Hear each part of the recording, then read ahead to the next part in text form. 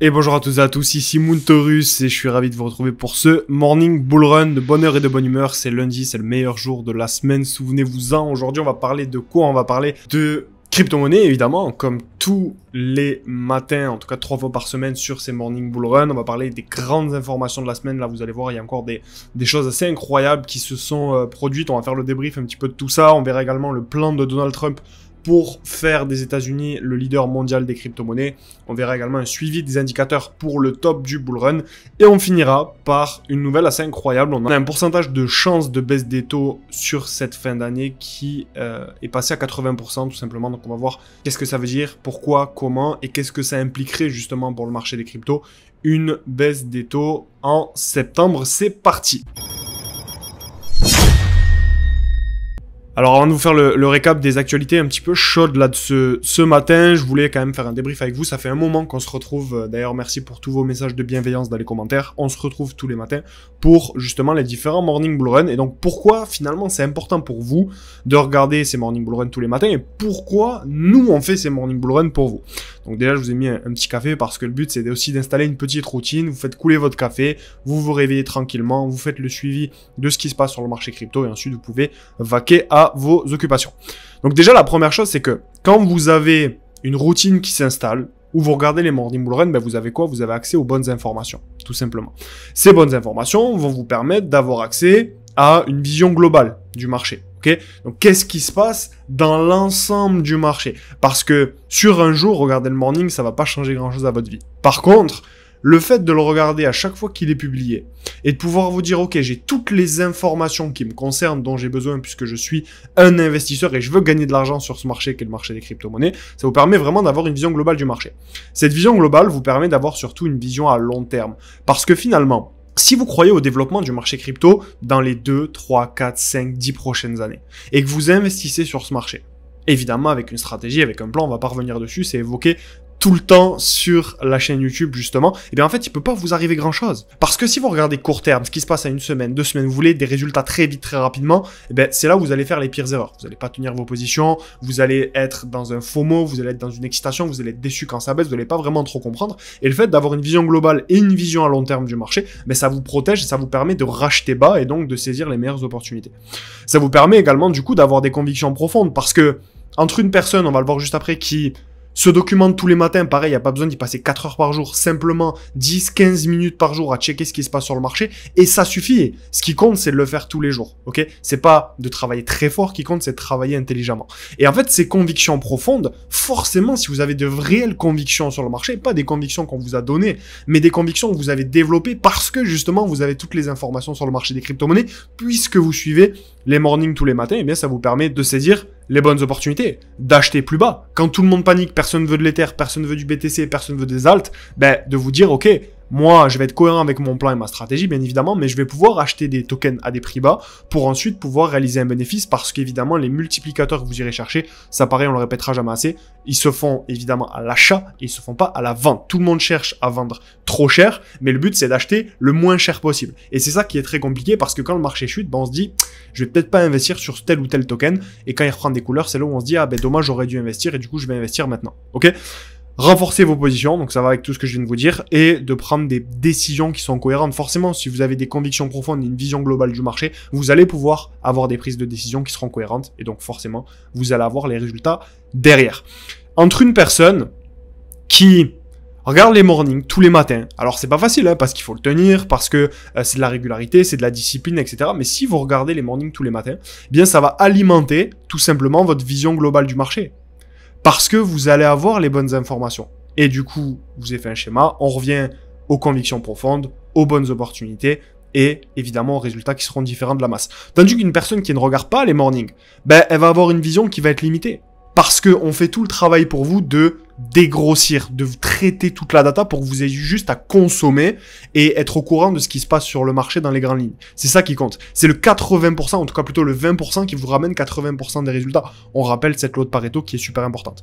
Et une personne malheureusement qui a une vision très limitée, ben, elle va être assez en retard. Elle va subir le marché au quotidien parce qu'elle ne sait pas pourquoi le marché baisse, pourquoi le marché monte et elle est un petit peu perdue et c'est dommage. Ça va être difficile également de tenir ses positions parce que, ben, quand vous avez un marché qui baisse, vous avez pris moins 50, moins 80 parce que vous avez peut-être acheté un peu trop haut quand c'était un petit peu l'euphorie et tout le monde s'intéressait au marché des crypto-monnaies, eh bien, pour vous, ça va être difficile de tenir vos positions quand le marché va redescendre, ok? Et de racheter des opportunités plus bas, évidemment, parce que vous êtes inconfortable avec la nature de votre portefeuille en termes de performance. Et ben, une personne qui regarde pas les mornings, elle doit faire un gros travail personnel pour arriver à suivre ce qui se passe, justement, sur le marché. Ok? Et donc, c'est un petit peu pour vous faire un petit récap de vraiment pourquoi on fait ces mornings et de pourquoi c'est vraiment important pour vous de les suivre, de les regarder tous les matins, de faire couler votre café, de faire cette petite habitude. Vous pouvez même vous mettre, par exemple, une alarme sur le téléphone et vous êtes déjà en train de prendre de l'avance sur la majorité des investisseurs crypto. Alors, on va quand même parler d'actualité, le récap des infos de la semaine. Donc, évidemment, c'est toujours bien d'avoir les bonnes infos. Donc, il y a pas mal d'actu dans cet article qui sont assez intéressantes, qu'on a déjà évoqué, évidemment, dans les mornings. Donc, déjà, on a la SEC qui pousse vraiment pour relocaliser la crypto aux États-Unis. Donc, on a Paul Atkins, qui est le président de la SEC, qui appelle les entreprises crypto à revenir aux États-Unis. L'objectif, c'est quoi? C'est tout simplement de transformer le pays en centre mondial des actifs numériques, soutenu évidemment par un cadre réglementaire beaucoup plus clair et une volonté politique qui est affichée en faveur justement du marché des crypto-monnaies. Donc ça, c'est bon signe, pareil, pour le développement de nombreuses entreprises, de nombreuses initiatives sur le marché.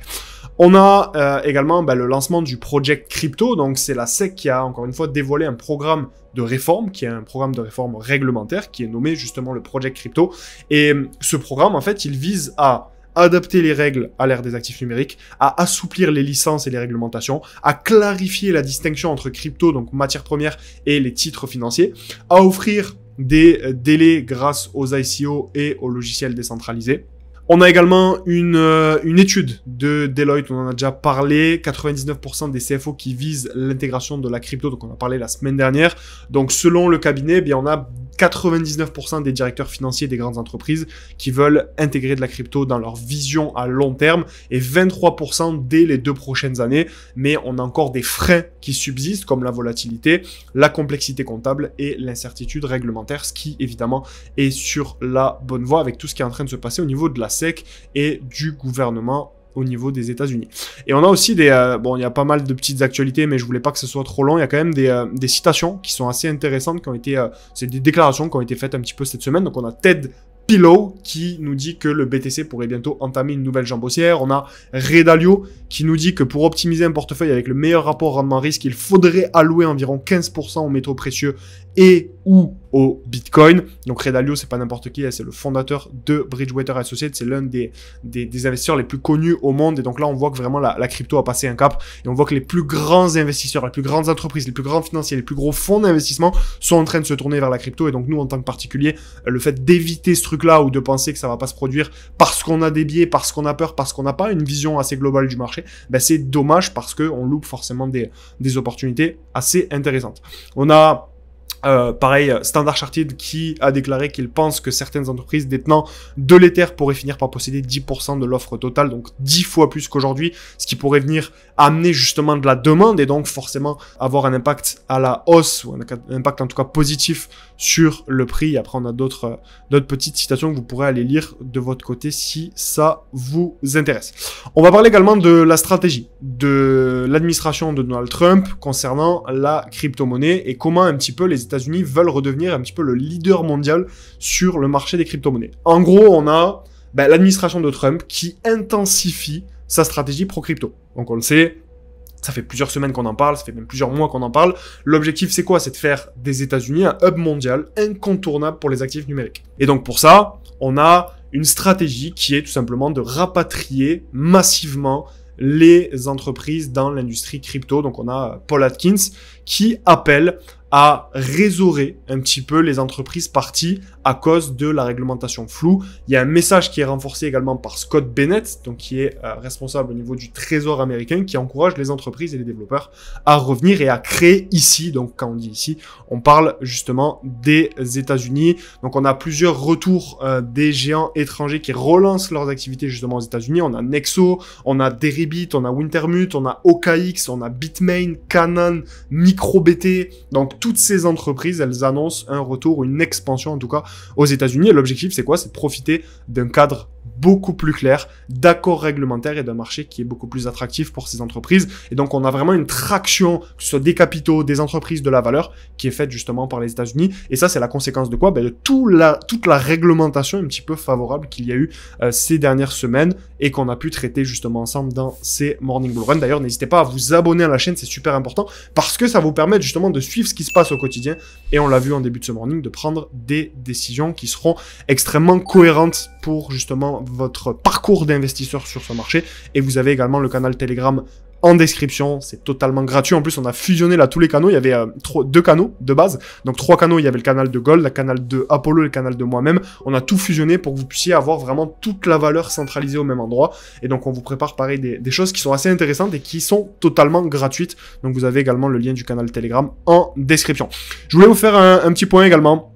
Moi, je pense qu'on va faire ça un petit peu chaque semaine. D'ailleurs, vous pouvez me dire dans les commentaires si c'est quelque chose qui vous intéresse. Donc, j'avais partagé dans le Telegram cette liste, qui est une liste faite par CoinGlass, simplement une liste de 30 indicateurs qui sont regroupés justement dans cette fameuse liste et qui vous permettent un petit peu de savoir quand est-ce que le marché est réellement en surchauffe, parce qu'on parle souvent du fear and greed, etc. Mais le fear and greed, pour moi, c'est bien quand le marché chute, quand on a des points très bas au niveau du fear and greed, c'est là où il faut pour moi racheter certaines positions. Donc évidemment, ça dépend des cryptoactifs que vous avez dans votre portefeuille et de votre stratégie globale. Mais pour moi, le fear and greed index, ça marche pas trop justement quand ça monte, parce que du moment où on a une petite hausse de BTC, on a le fear and greed qui a tendance à être sur des niveaux assez élevés. Mais par contre, là, vous avez une liste vraiment de 30 indicateurs et c'est assez bien fait parce que là, vous avez une petite barre latérale.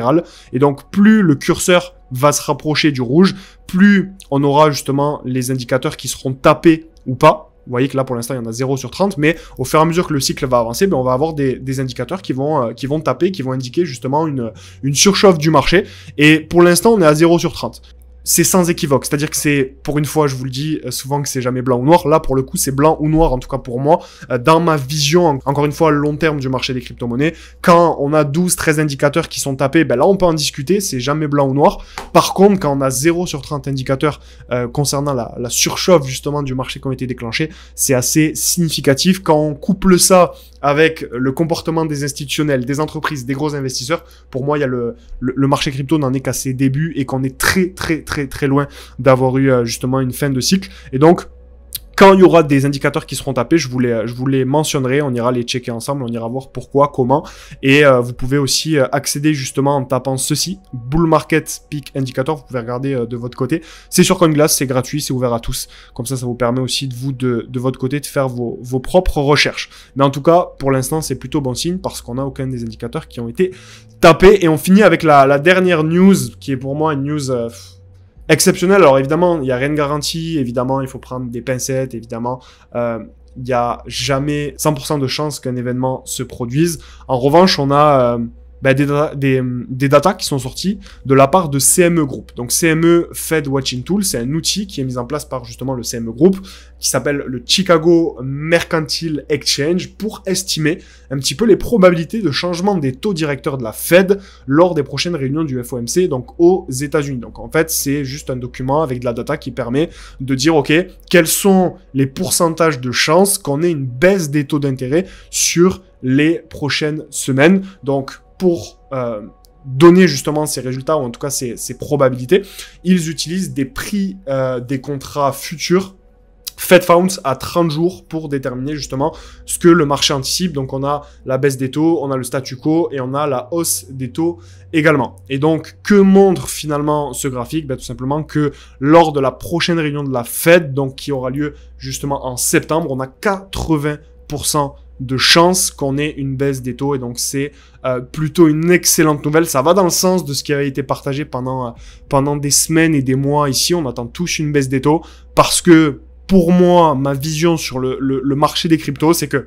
oui, on a un Bitcoin qui explose les scores. Oui, c'est vrai. Mais les altcoins ne surperforment pas encore le marché.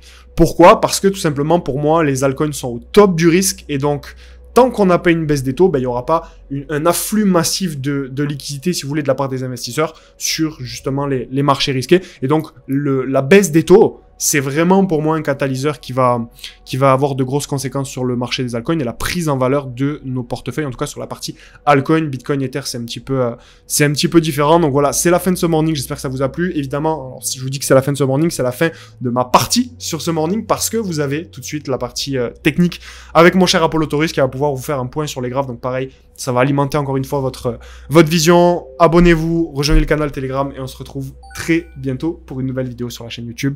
Prenez soin de vous, c'était Moon Taurus. Ciao, ciao. Bonjour Moon, bonjour les Taurus, ici Apollo, ravi de vous retrouver sur ce premier morning de la semaine. Au niveau de Bitcoin, on est venu retracer légèrement le dernier mouvement durant le week-end. Donc en fait, on est venu combler la fair value gap que je vous avais partagée depuis ces dernières semaines. Vous voyez que on vient réaccumuler avec 1, 2, 3 semaines sur la zone de déséquilibre. Ok. Et bien durant ce week-end, on est venu connecter les mèches. Ici, on est venu retester tout pile le niveau ici que je vous avais partagé au niveau des 112 000 $. On peut voir qu'on a parfaitement réagi sur ce niveau et également les 50% de la fair value gap juste ici qu'on est en train de respecter à peu près au niveau des corps. Si je trace également le Fibonacci ici sur cette dernière structure, on va voir que on respecte pour l'instant le niveau des 0,382 qui se trouve juste ici et qui est en confluence également avec les 50% de la fair value gap. Alors ce qui est intéressant à constater, pourquoi finalement je m'attendais à un retest justement de ce niveau, parce que ça c'est un pattern qui est très régulier sur Bitcoin. Si on regarde par exemple ici, on a eu le dernier bloc, ok, le dernier retracement avant l'expansion qu'on est venu casser. On vient retester ce niveau et ensuite on part à la hausse. Regardez, juste avant, on a le haut ici de la consolidation. On vient quasiment retester ici et connecter avant de repartir. Donc on a vraiment le support qui se crée ici avec la confluence sur la dernière fair value gap de l'expansion haussière. Ok, même chose ici, regardez, on a le haut de ce retracement, de cette petite période de retracement. On a l'expansion ici, on vient consolider et retracer, quasiment on vient connecter les mèches. Ici, bon c'est pas le cas, par contre ici, vous voyez le haut du retracement, tac, on casse, on vient trouver support sur cette zone. Même chose ici, on casse, on vient trouver support et on repart. Et si on va un petit peu plus loin dans le passé, eh ben, sur le dernier cycle, on va voir qu'on a la même chose ici. On va également voir ici sur le cycle de 2016-2017. Ici, on vient connecter les mèches. Ici, même chose, on vient prendre appui sur le dernier support. Même chose ici.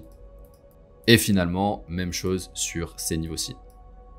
Donc vous voyez, c'est vraiment un pattern qui est très régulier sur Bitcoin et donc qui est tout à fait logique, qui nous permet de venir retracer très sainement dans la dernière structure pour prendre appui, pour prendre de l'élan afin de continuer tout simplement dans la direction initiale.